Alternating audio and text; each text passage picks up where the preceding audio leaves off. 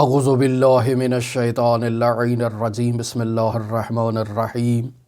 अल्हम्दुलिल्लाहि रब्बिल आलमीन अस्सलातु वस्सलामु अला अशरफिल अंबिया'i वल मुरसलीन व अला आलिहि तय्यबीन ताहिरीन अल मअसूमीन अल्लज़ीना अज़हबल्लाहु अन्हुमुर रिज्सा व तहहरहुम तत्हीरा। अल्लाहुम्मा सल्लि अला मुहम्मद व आलि मुहम्मद।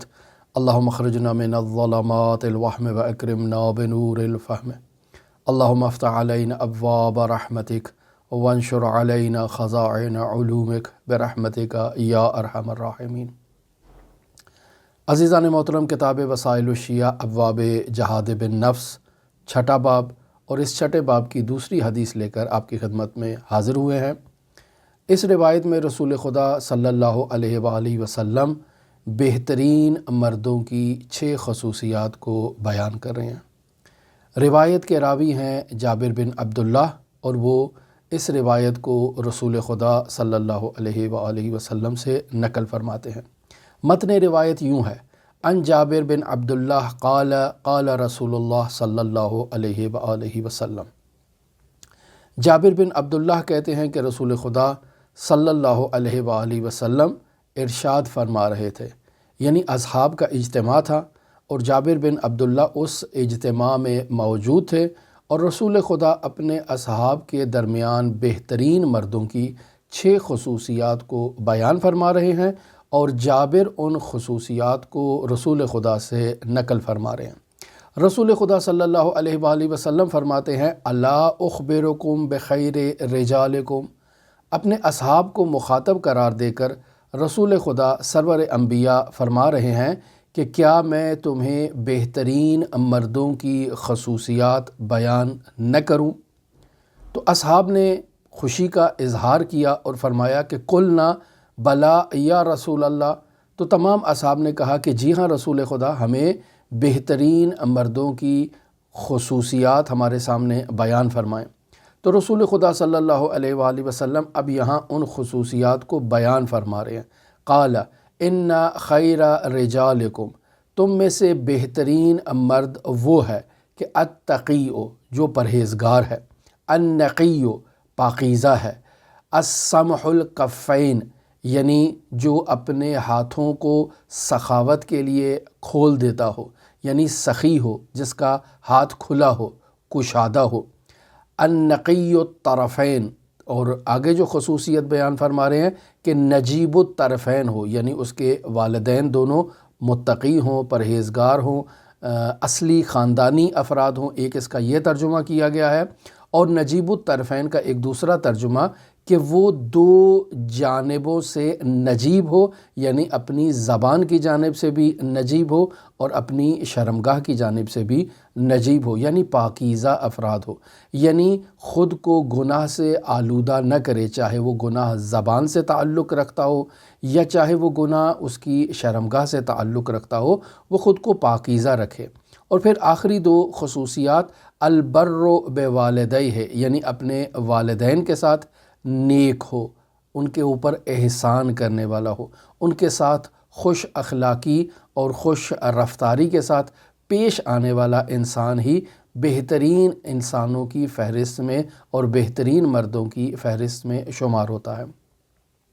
और आखिरी खसूसियत जिसे रसूल खुदा फरमा रहे हैं, फरमाते हैं वला युलजिउ अयालहु इला गैरे, यानी अपने अहलो अयाल पर इस कदर सख्ती न करे कि उसके अहलो अयाल उसके शर से दूसरे के पास जाकर पनाह लें। ऐसा जो है वो अपने अहलो अयाल के ऊपर जो है वो जुल्म करने वाला इंसान न हो। अब यहाँ अज़ीज़ान मोहतरम ख़ुद तवज्जो फरमाएँ कि वो अफराद जो पाकीज़ा हैं, तहारत का ख़याल रखते हैं, ये पाकीज़गी और तहारत उन्हें ख़ुद ब खुद इन्हिराफ़ात से दूर करेगी। यानी अगर इंसान नक़ी है, उसमें नक़ावत पाई जाती है, तो नक़ी इंसान ही तक़ी इंसान होगा, यानी परहेज़गार होगा, यानी उसमें खुदा खौफ़ी पाई जाएगी। ऐसे नक़ी अफराद ही खुदावंद मुताल की बारगाह में परहेज़गार होते हैं, तक़ी होते हैं। और नक़ी अफराद जो बरगुज़ीदा और मुंतख़ब अफराद होते हैं, वो अपनी नक़ावत के ज़रिए से तक़ावत का मिस्ताक बनते हैं, यानी तक़ी होते हैं। बस हमें ये चाहिए कि हम ख़ुद को पाकीज़ा रखें,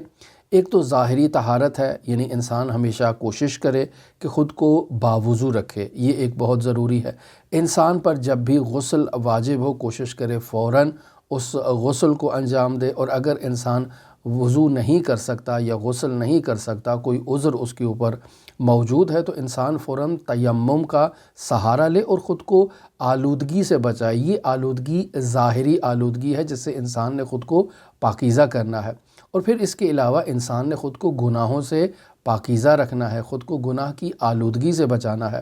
اگر انسان اس طرح سے خود کو پاکیزہ رکھے گا، یعنی انسان تقی ہوگا، انسان نقی ہوگا، تو ایسا تقی اور نقی انسان بہترین مردوں کی فہرست میں شمار ہوتا ہے۔ اور پھر رسول خدا فرما رہے ہیں السمح الکفین، کہ یعنی ایسا انسان کہ جو اپنے دونوں ہاتھوں کو سخاوت کے لیے کھول دیتا ہو۔ یہاں کنایہ ہے اس بات کی طرف کہ وہ زیادہ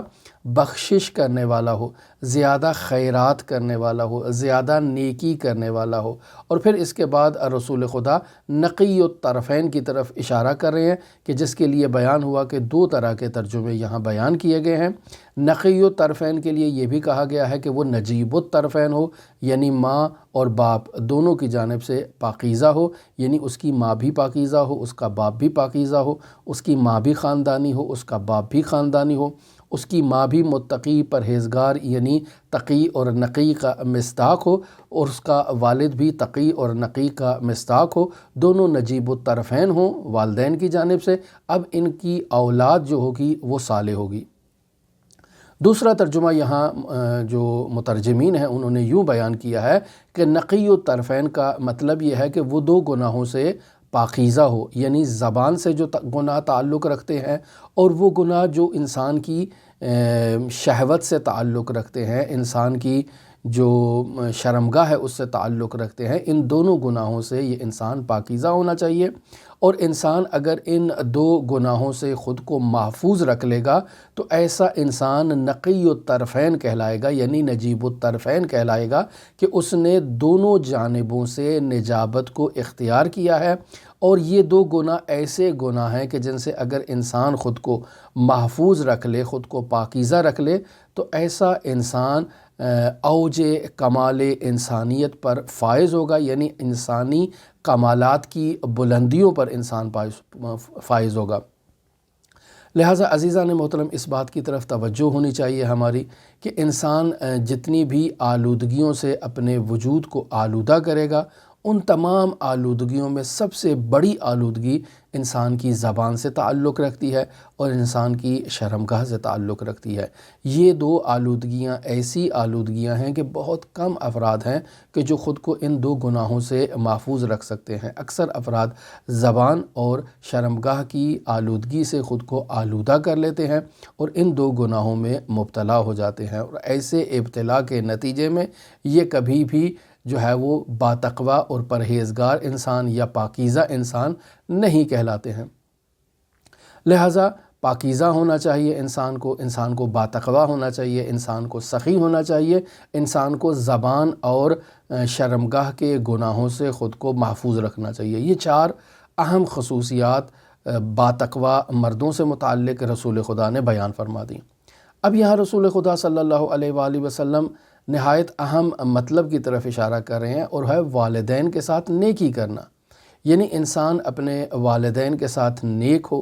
اپنے والدین کا خیال رکھے، اپنے والدین کے ساتھ نیکی کرے، احسان کرے، ان کی خدمت کرے۔ یہ ایک اولاد کی ذمہ داری ہے، اور والدین کی جو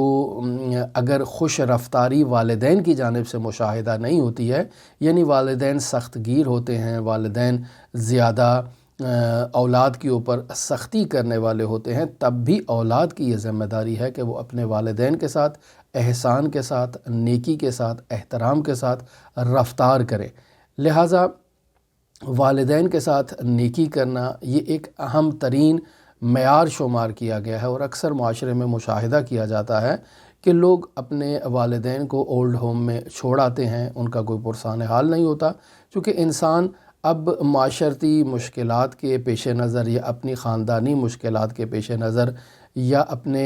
اہل و عیال کی مشکلات کے پیش نظر انسان اپنے والدین کو نظر انداز کر دیتا ہے۔ یہ ایک بہت بڑا گناہ ہے۔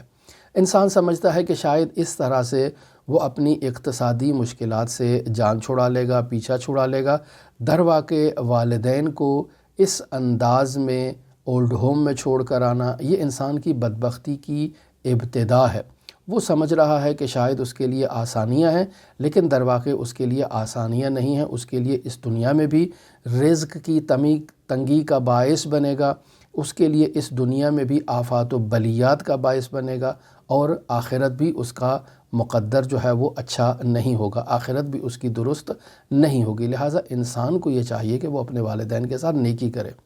بہت مشاہدہ کیا جاتا ہے کہ لوگ والدین کے ساتھ بدسلوکی، بدرفتاری کرتے ہیں، والدین کو گالیاں دیتے ہیں، بعض لوگ والدین کو مارتے پیٹتے بھی ہیں۔ عزیزان محترم، یہ وہ گناہ ہیں جو انسان کی بدبختی کا باعث بنتے ہیں، اس دنیا میں بھی اور آخرت میں بھی انسان کی سر افکندگی کا باعث بنتے ہیں۔ انسان دنیا میں، معاشرے میں لوگوں کے سامنے شرمندہ ہو جاتا ہے۔ لوگوں کو جب معلوم ہوتا ہے کہ یہ والدین کے ساتھ حسن سلوک نہیں برتتا تو لوگ اس کو اچھی نگاہ سے نہیں دیکھتے، اگر ظاہراً اس کی ریسپیکٹ بھی کریں کسی نہ کسی مجبوری کے باعث، لیکن حقیقت میں دل سے اس کا احترام نہیں کرتے، چونکہ وہ اپنے والدین کی عزت نہیں کرتا۔ اور یقینی بات ہے ایسا شخص آخرت میں بھی اور رسوا ہوگا، اور حضرات اہل بیت علیہم السلام اس فرد گنہگار کو جو اپنے والدین کو گالیاں دیتا ہے، اپنے والدین کو اولڈ ہوم میں چھوڑ کر آتا ہے، یا اپنے والدین کو مارتا پیٹتا ہے، یا ان کے ساتھ حسن سلوک نہیں برتتا، ایسے شخص کے ساتھ حضرات اہل بیت علیہم السلام کبھی قریبی تعلق اور قریبی رابطہ برقرار نہیں کریں گے۔ لہٰذا عزیزان محترم، آخری نقطہ جسے رسول خدا صلی اللہ علیہ وآلہ وسلم یہاں ارشاد فرماتے ہیں وَلَا يُلْجِعُ عَيَالَهُ إِلَىٰ غَيْرِ، یعنی وہ اپنے عیال، اپنے بیوی بچوں کے اوپر اس قدر سختی نہ کرے کہ اس کے بیوی بچے اس سے نجات حاصل کرنے کے لیے کسی دوسرے کی پناہ میں چلے جائیں۔ بس اوقات مشاہدہ ہوتا ہے کہ انسان خاندانی اعتبار سے دوسروں کو خوش کرنے کے لیے اپنے بیوی بچوں کے اوپر سختی کرتا ہے، یعنی اپنے عزیز و اقارب، اپنی برادری کے افراد کو خوش کرنے کے لیے، یا حتیٰ اپنے ہمسایوں کو خوش کرنے کے لیے، اپنے معاشرے میں اپنے دوستوں کو خوش کرنے کے لیے انسان اپنے بیوی بچوں کے ساتھ جو ہے وہ سختی کے ساتھ پیش آتا ہے، یا بس اوقات دوسروں کے خوف کی وجہ سے وہ اپنے بیوی بچوں کے اوپر سختی کرتا ہے۔ اور بس اوقات مشاہدہ کیا جاتا ہے کہ افراد ایسے بھی پست قسم کے معاشرے میں مل جاتے ہیں کہ وہ اپنے بیوی بچوں کو گالیاں دیتے ہیں، اپنے بیوی بچوں کو مارتے ہیں، یا حتیٰ زوجہ کے اوپر سختی کرتے ہیں کہ وہ اپنے والدین کے گھر سے ڈیمانڈ کر کے آئے، مثلا گاڑی کا مطالبہ کر لے، اسکوٹر کا مطالبہ کر لے، مثلا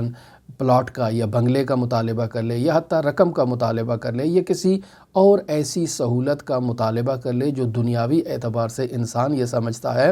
کہ اس کے لیے سہولت ہے، لیکن در واقع وہ اپنی زوجہ کو اس اعتبار سے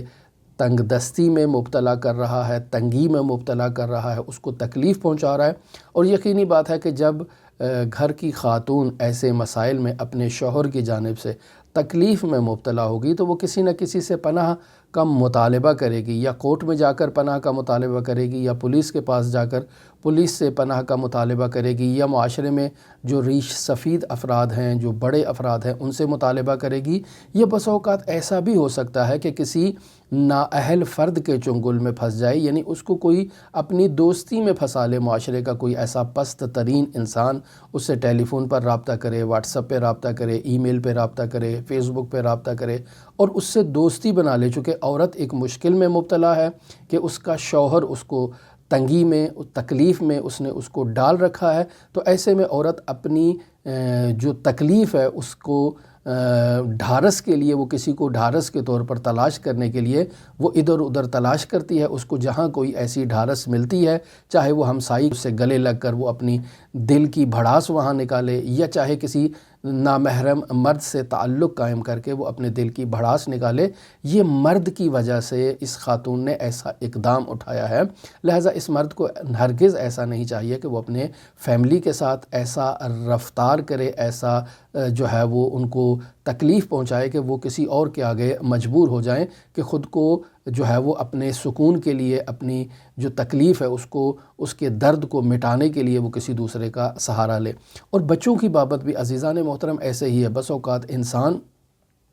گھر میں سختی کرتا ہے اپنے اہل و عیال کے ساتھ، اور اس اہل و عیال کے ساتھ سختی کرنے کے نتیجے میں وہ بچے کہیں نہ کہیں باہر جو ہے وہ دوستیاں تلاش کرتے ہیں، تعلق تلاش کرتے ہیں، کوئی ایسا رابطہ تلاش کرنے کی کوشش کرتے ہیں تاکہ جو گھر میں ان کے اوپر ٹینشن ہے یا جو مشکل ہے اس ٹینشن سے ان کو نجات حاصل ہو۔ تو عزیزان محترم دیکھیں اسلام کس قدر ہمیں نورانی تعلیمات سے آراستہ کرتا ہے، کتنی نورانی تعلیمات، اگر ہم ان اسلامی تعلیمات پر عمل کریں تو عزیزان محترم ہمارا خاندانی جو نظام ہے وہ کس قدر بہتری کی طرف جو ہے وہ راغب ہو جائے گا، کس قدر ہمارا معاشرہ اگر ہر فرد کا جو خاندانی نظام اگر درست ہو جائے تو اس خاندانی نظام کے درست ہونے کے نتیجے میں معاشرے کا نظام جو ہے وہ درست ہو جائے گا اور بہتری کی طرف راغب ہوگا۔ تو اسلام جو ہمیں اس قدر نورانی تعلیمات سے آراستہ کرتا ہے وہ ہرگز ہمیں تنگ نظری اور تعصب پر مشتمل دید اور نظریات قائم کرنے کی اجازت نہیں دیتا ہے۔ لہٰذا انسان اپنے دوستوں کی نسبت، اپنے دشمنوں کی نسبت، انسان اپنے جاننے والے اور اجنبی افراد کی نسبت، مرد ہوں یا عورت ہوں یا حتیٰ چھوٹا یا بڑا، کسی کو یہ حق حاصل نہیں ہے کہ وہ کسی کے اوپر تنگ نظری سے یا تعصب کی دید سے اس کو مشاہدہ کرے یا اس سے ایسی رفتار کرے کہ جو نادرست ہو۔ لہٰذا انسان کو یہ چاہیے کہ وہ اپنے اسرار کو اپنے پاس محفوظ رکھے، انسان کو یہ چاہیے کہ وہ اپنی فیملی کے ساتھ، اپنے اہل و عیال کے ساتھ اچھا برتاؤ کرے، انسان کو یہ چاہیے کہ وہ اگر کسی ٹینشن میں یا کسی گناہ میں مبتلا ہے تو انسان اپنی ٹینشن سے دوسروں کو ٹینشن نہ دے، دوسروں کو جو ہے وہ اذیت نہ دے، اور اگر اس میں خود کوئی خامی پائی جاتی ہے تو وہ اسی خامی کے مشابہ دوسری ایسے فرد سے جس میں دوسری کوئی خامی پائی جاتی ہے اس سے دوستیاں نہ کرے۔ یہ دوستیاں انسان کو جو ہے وہ دنیا بھی اس کی خراب کر دیتی ہیں اور آخرت بھی انسان کی خراب کر دیتی ہیں۔ لہٰذا عزیزان محترم انسان دوسروں کی خوشنودی کی خاطر اپنے اہل و عیال کو تنگی میں مبتلا نہ کرے، اپنے والدین کو تکلیف میں مبتلا نہ کرے، اور بس اوقات گھریلو ناچاکی میں ایسے مسائل پیش آتے ہیں کہ انسان ایک ایسے مخمصے میں مبتلا ہو جاتا ہے کہ والدین کو خوش کرے یا زوجہ کو خوش کرے۔ عزیزان محترم والدین کا ایک اپنا مقام ہے، خداوند متعال نے فرما دیا ہے لا تقل لہما اف، ان کو اف تک نہ کہو، لیکن اس کا ہرگز یہ مطلب نہیں کہ انسان اپنی زوجہ کو اور اپنے بیوی بچوں کو نظر انداز کر دے۔ ماں باپ کا اپنا مقام ہے، بیوی بچوں کا اپنا مقام ہے۔ ماں باپ کی وجہ سے بیوی بچوں کے حقوق کو ضائع نہ کرے اور بیوی کی وجہ سے والدین کے حقوق کو نظر انداز نہ کرے۔ ان دونوں میں جمع کرنا اور دونوں کو حد اعتدال میں رکھنا ہی در واقع مردانگی ہے۔ تو پس رسول خدا صلی اللہ علیہ وآلہ وسلم سے آج ہم نے جو نورانی حدیث نقل کی ہے اس میں بہترین مردوں کی 6 خصوصیات کو رسول خدا نے بیان کیا ہے۔ پہلی خصوصیت یہ ہے کہ وہ پرہیزگار ہوں گے، باتقویٰ ہوں گے، باطہارت ہوں گے، اور پھر رسول خدا فرما رہے ہیں کہ وہ سخی ہوں گے، اپنے دونوں ہاتھوں سے سخاوت کرنے والے ہوں گے، نجیب الطرفین ہوں گے، یعنی والدین کی جانب سے بھی نجیب ہوں گے اور زبان اور شرمگاہ کی اعتبار سے بھی ان میں نجابت پائی جائے گی، یعنی نہ تو اپنی زبان سے خود کو گناہ میں آلودہ کریں گے اور نہ ہی اپنی شرمگاہ سے خود کو گناہ میں آلودہ کریں گے۔ اور پھر فرمایا کہ اپنے والدین کے ساتھ نیکی کرنے والے ہوں گے اور اپنے اہل و عیال پر سختی کرنے والے نہیں ہوں گے، اس قدر سختی کہ اس کے اہل و عیال اپنے سربراہ خاندان سے نجات حاصل کرنے کے لیے دوسروں سے پناہ کا مطالبہ کریں اور اس سے ممکن ہے وہ کسی اور مصیبت میں اور گرفتاری میں مبتلا ہو جائیں۔ لہٰذا ہماری دعا ہے کہ خداوند متعال ہمیں ان نورانی تعلیمات کو سمجھنے اور اپنی عملی زندگی میں، چاہے وہ انفرادی نوعیت کی ہو چاہے وہ معاشرتی نوعیت کی ہو، اپنی عملی زندگی میں ان قوانین کو لاگو کرنے کی توفیق عطا فرمائے۔ حضرت صاحب العصر والزمان کی ظہور میں تعجیل کی دعا کے ساتھ ہم دعا کرتے ہیں کہ خداوند متعال منجی عالم بشریت کے ظہور میں تعجیل فرمائے۔ آپ تمام عزیزان کے لیے امام الرعوف امام علی ابن موسیٰ الرضا کی نورانی بارگاہ میں نائب و زیارہ بھی ہیں اور دعا گو بھی ہیں۔ اللہم صلی علی محمد وآل محمد وعجل فرج قائم آل محمد۔